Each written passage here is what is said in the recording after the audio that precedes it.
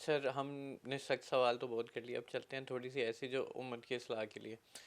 اچھا سر، مجھے یہ بتائیں کہ ایک بہت اہم، مطلب اہم تو نہیں لیکن بہت زیادہ ڈسکس ہوتا ہے یہ معاملہ کہ نکاح متع کو لے کے شیعہ مکتبہ فکر اس کے اوپر بڑا زور دیتا ہے. تو آپ اس کو اپناتے کیوں نہیں ہو؟ اس کے بجائے آپ میں سیار یا اس طرح سے دوسری چیزیں تلاش کرتے ہو.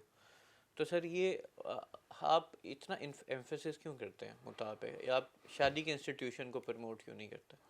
دیکھو، سب سے پہلی بات تو یہ ہے کہ آپ نے اپنے سوال کا خود ہی جواب دے دیا ہے. ہوں پہلی بات تو یہ ہے کہ شادی سنت ہے، فرض نہیں ہے ہوں پہلے مرحلے میں.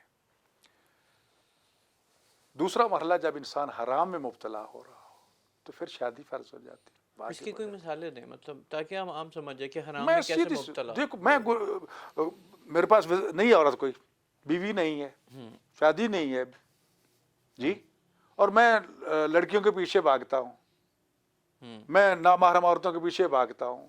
کوئی بندہ کہلاتا ہے مسلمان ہے، مومن ہے اپنے آپ کو، اور وہ اس طرح راستوں پہ چل پڑتا ہے ہوں جی. اور کوئی اپنے آپ تو شریعت کہتی ہے جناب یہ راستہ چھوڑو، شادی کرو جی. پہلا تو کام یہی ہے نا جی. کہ شادی اب کرے، کیوں شادی بھاگ کرو. رہا؟ ایک وقت یہ دوسری صورت ہے. پہلی صورت سنت کی ہے کیونکہ رسول اکرم صلی اللہ علیہ وسلم نے شادی کی ہے، حکم دیا ہے کہ نکاح سنت ہمارا قبل سنت فلیس منی.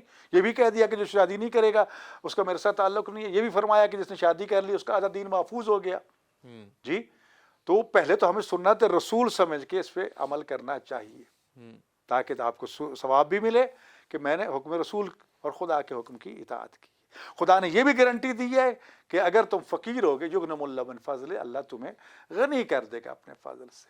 جس طرح لفظ فقیر عام ہے، ہر قسم کا فقر، مالی، ذہنی، فکری، جسمانی، صحت کے حوالے سے، اسی طرح غنا بھی عمومی لفظ ہے کہ ہر قسم کی ثروت، غنا جو ہے وہ آپ کو مل جائے گا. مل جائے گا. پہلے تو ہم خدا اور رسول کے حکم کے مطابق عمل کریں. نہیں محسوس کرتے، لیکن اب آ گئے ہیں کہ ہم گناہ میں مبتلا ہو رہے ہیں ہوں جی. تو سب سے پہلے تو یہی ہے کہ آپ شادی کریں. آثار ایسے ہیں کہ جناب وسائل نہیں ہے آپ کے پاس شادی کرنے کا، آپ اس کے اخراجات پورے نہیں کر سکتے، یا کہ ایسی جگہ پر موجود ہیں کہ جہاں آپ کے لیے ممکن نہیں ہے لیکن گناہ میں مبتلا ہو رہے ہیں. ہوں تو وہاں پھر یہ دوسرا حکم قرآن نے دے دیا، متے والا، عارضی نکاح والا. تو یہ کوئی واجب یا فرض تو نہیں ہے کہ آپ ہر صورت پہ کریں. شریعت ایک سہولت آپ کو دی ہے کہ دین یسر ہے، دین عسر نہیں ہے، آسان دین ہے، مشکل دین نہیں ہے ہوں جی. ہوں پھر اس کی بھی کنڈیشنیں لگا دی گئی ہیں. خالی یہ نہیں ہے کہ صرف اس میں ایک مدت کا تعین ہوتا ہے، جس وقت وہ مدت ختم ہو جاتی ہے خود بخود علیحدگی ہو جاتی ہے ہوں جی. اگر وہ عورت حاملہ ہو جاتی ہے تو وہ حمل بچہ پیدا کرے گی، وہ اپنے باپ کا وارث بنے گا. باقی سارے احکام وہی لاگو ہوں گے جو عقد دائم کی صورت میں، نکاح کی صورت میں. نکاح کی صورت تو میں. لہٰذا ایک مسئلے کو اس طرح کر کے اچھالنا اور اس کو تعین و تشریح کی صورت دے دینا تو حکم خدا کا مذاق اڑا رہے ہو. جو 5ویں پارے کی آیت نمبر 24 ہے اس میں نساء کی، اس میں اس کی مخالفت کر رہے ہو تم. ذرا وہ تھوڑا سا یعنی کہ ہمیں بتا دیجیے گا جو آپ نے ریفرنس دیا 5ویں پارے کی آیت نمبر 24 ہے، جی. آیت نمبر 24 سے پہلی آیت ہی ہے جو مطلب 5 وہ پار کیا والمحصنات، اس میں جہاں کہا گیا کہ جن عورتوں سے آپ مطع کریں ان کے حق ہر جمع فوراً ادا کریں فوراً ادا کریں. جی. تو سوال یہ ہے کہ جب خدا کا حکم موجود ہے اور احکام موجود ہے تو پھر یہ ہے کہ یہ رسول خدا کے زمانے میں رہا، حضرت ابوبکر کے زمانے میں رہا، حضرت عمر کے زمانے کے آخر میں جا کر متتان کانتا فی زمان رسول اللہ اور حضرت عمر نے کہہ دیا کہ 2 متے تھے زمانہ رسول میں ان کو حرام کرتا ہوں ہوں جی.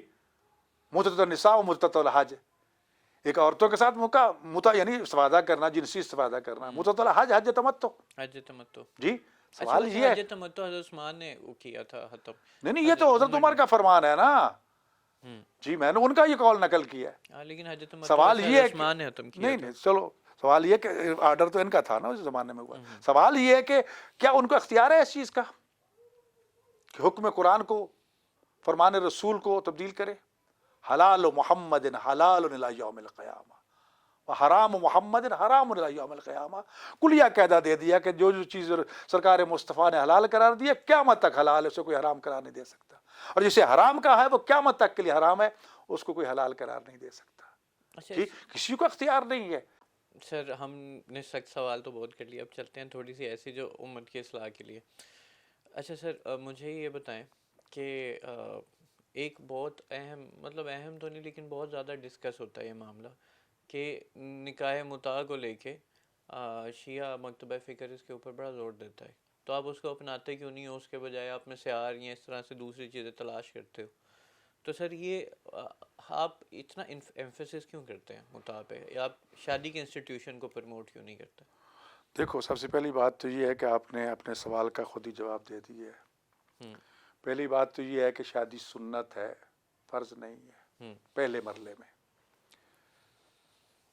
دوسرا مرحلہ جب انسان حرام میں مبتلا ہو رہا ہو تو پھر شادی فرض ہو جاتی ہے، اس واجب کی ہو کوئی جاتی مثالیں دیں، مطلب تاکہ ہم عام سمجھ جائیں کہ ہے. حرام میں میں کیسے سیدھی مبتلا. دیکھو، میرے پاس نہیں ہے عورت، کوئی بیوی نہیں ہے، شادی نہیں ہے جی، اور میں لڑکیوں کے پیچھے بھاگتا ہوں، میں نامحرم عورتوں کے پیچھے بھاگتا ہوں. کوئی بندہ کہلاتا ہے مسلمان ہے، مومن ہے اپنے آپ کو، اور وہ اس طرح راستوں پہ چل پڑتا ہے جی. اور کوئی اپنے آپ تو شریعت کہتی ہے جناب یہ راستہ چھوڑو، شادی کرو. جی پہلا تو کام یہی ہے نا جی کہ شادی اب کرے، کیوں شادی بھاگ کرو. رہا؟ ایک وقت یہ دوسری صورت ہے. پہلی صورت سنت کی ہے، کیونکہ رسول اکرم صلی اللہ علیہ وسلم نے شادی کی ہے، حکم دیا ہے کہ نکاح سنت ہمارا قبل سنت فلیسا منی. یہ بھی کہہ دیا کہ جو شادی نہیں کرے گا اس کا میرے ساتھ تعلق نہیں ہے. یہ بھی فرمایا کہ جس نے شادی کر لی اس کا آدھا دین محفوظ ہو گیا جی. تو پہلے تو ہمیں سنت رسول سمجھ کے اس پہ عمل کرنا چاہیے، تاکہ آپ کو ثواب بھی ملے کہ میں نے حکم رسول اور خدا کے حکم کی اطاعت کی. خدا نے یہ بھی گارنٹی دی ہے کہ اگر تم فقیر ہوگے یغنم اللہ من فضل، اللہ تمہیں غنی کر دے گا اپنے فضل سے. جس طرح لفظ فقیر عام ہے، ہر قسم کا فقر، مالی، ذہنی، فکری، جسمانی، صحت کے حوالے سے، اسی طرح غنا بھی عمومی لفظ ہے کہ ہر قسم کی ثروت، غنا جو ہے وہ آپ کو مل جائے گا. پہلے تو ہم خدا اور رسول کے حکم کے مطابق عمل کریں. نہیں محسوس کرتے، لیکن اب آ گئے ہیں کہ ہم گناہ میں مبتلا ہو رہے ہیں جی. تو سب سے پہلے تو یہی ہے کہ آپ شادی کریں.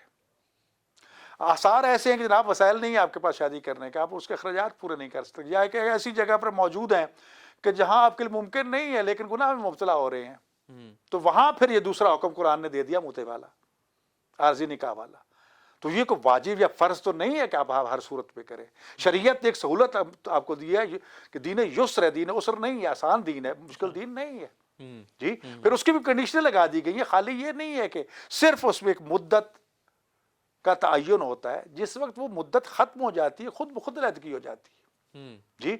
اگر وہ عورتہ حاملہ ہو جاتی ہے تو وہ حمل بچہ پیدا کرے گی، وہ اپنے باپ کا وارث بنے گا. باقی سارے احکام وہی لاگو ہوں گے جو عقد دائم کی صورت میں، نکاح کی صورت. تو لہٰذا ایک مسئلے کو اس طرح کر کے اچھالنا اور اس کو تعین و تشریح کی صورت دے دینا تو حکم خدا کا مذاق اڑا رہے ہو. جو 5 پارے کی آیت نمبر 24 ہے اس میں نساء کی، اس میں اس کی مخالفت کر رہے ہو تم. ذرا وہ تھوڑا سا یعنی کہ ہمیں بتا دیجیے گا جو آپ نے ریفرنس دیا 5 پارے کی آیت نمبر 24 ہے. جی آیت نمبر 24 ہے، پہلی آیت ہی ہے جو 5 پار والمحصنات، اس میں جہاں کہا گیا کہ جن عورتوں سے آپ مطاع کریں ان کے حق ہر جمع فوراً ادا کریں جی. تو سوال یہ ہے کہ جب خدا کا حکم موجود ہے اور احکام موجود ہے تو پھر یہ ہے کہ یہ رسول خدا کے زمانے میں رہا، حضرت ابوبکر کے زمانے میں رہا، حضرت عمر کے زمانے کے آخر میں جا کر متتان کانتا فی زمان رسول اللہ اور حضرت عمر نے کہہ دیا کہ 2 متے تھے زمانہ رسول میں ان کو حرام کرتا ہوں جی. متت النساء و متت الحج، ایک عورتوں کے ساتھ متا یعنی استفادہ کرنا، جنسی استفادہ کرنا. متت الحج حج تمتع جی. سوال یہ ہے حج تمتع حضرت عثمان نے کیا تھا ختم. نہیں یہ تو حضرت عمر کا فرمان ہے نا جی، میں نے ان کا یہ قول نقل کیا ہے. لیکن حج تمتع سوال یہ ہے عثمان نے ختم کیا. نہیں چلو، سوال یہ کہ آرڈر تو ان کا تھا نا اس زمانے میں ہوا. سوال یہ ہے کہ کیا ان کو اختیار ہے اس چیز کا کہ حکم قرآن کو، فرمان رسول کو تبدیل کرے؟ حلال محمد حلال الی یوم القیامہ حرام محمد حرام الی یوم القیامہ.